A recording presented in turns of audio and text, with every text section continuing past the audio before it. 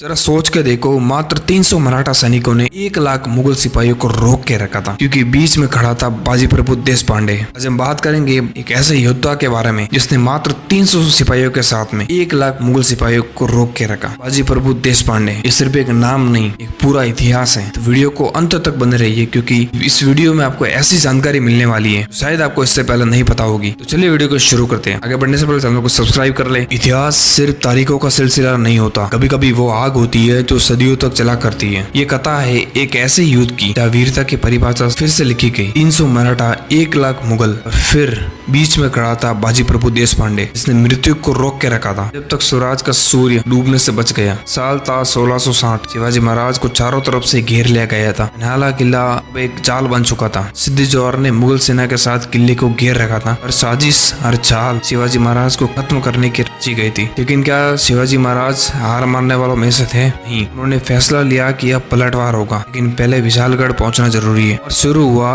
एक रात्रि का आगमन जिसने भारत के इतिहास को हिला के रख दिया। महाराज ने एक खेल खेला, इतिहास का सबसे बड़ा छलावा उनके हमशक्ल शिवा कासिद के रूप में धारण किया, खुद को मुगलों के हवाले कर दिया। मौत जानते हुए भी वक्त खरीद लिया। तभी अंधेरी रात में शिवाजी महाराज ने 600 सैनिकों के साथ में निकल पड़े। दुश्मनों की नजरों से बचते हुए मौत को चकमा देकर उनके साथ थे शेर दिल योद्धा बाजी प्रभु देशपांडे, एक ऐसा नाम जो आने वाले हर पल को अमर करने वाला है। दुश्मन को खबर लग चुकी थी। 1 लाख सैनिक उनके पीछे थे, प्यासे, भूखे, खूनी इरादों से। शिवाजी महाराज आगे बढ़ते गए, लेकिन पीछे थी पावन जिम्मेदारी, दुश्मन को रोकने की। खीड़, वो संकराधारा जो विशालगढ़ जाने का एकमात्र रास्ता है। और वही खड़ा हुआ एक योद्धा 300 मराठा सैनिकों के साथ में, मानो खुद मृत्यु को चुनौती दे रहा। बाजी प्रभु ने तलवार निकाली, आकाश गूंज उठा और कहा, जब तक महाराज की तोप की आवाज नहीं गूंजती मैं खेड़ पार नहीं होने दूंगा। शुरू हुआ नरसंहार का तांडव। 300 मराठा रक्त से लथपथ, फिर भी अड़ीग। हर मुगल सैनिक को लगता, क्या ये मनुष्य है या खुद यमराज के दूत? बाजी की बाह में गोली लगी, फिर भी वो लड़े। दूसरी टांग में गोली लगी, फिर भी वो लड़े। उनकी आंखों में आग थी, सांसों में शौर्य था और सीने में शिवाजी महाराज के लिए मर मिटने के कसम। मराठा सैनिक एक एक करके गिरते हुए, लेकिन दुश्मन एक कदम भी आगे नहीं बढ़ पाया। घंटों बाद दूर से आती हुई एक आवाज, तोपों की गूंज, वो संकेत था। शिवाजी महाराज सुरक्षित विशालगढ़ पहुंच गए। बाजी प्रभु मुस्कुराए, तलवार जमीन पर गिरी और उसी जमीन पर गिरते हुए बोले, अब जान भी चली जाए तो कोई गम नहीं।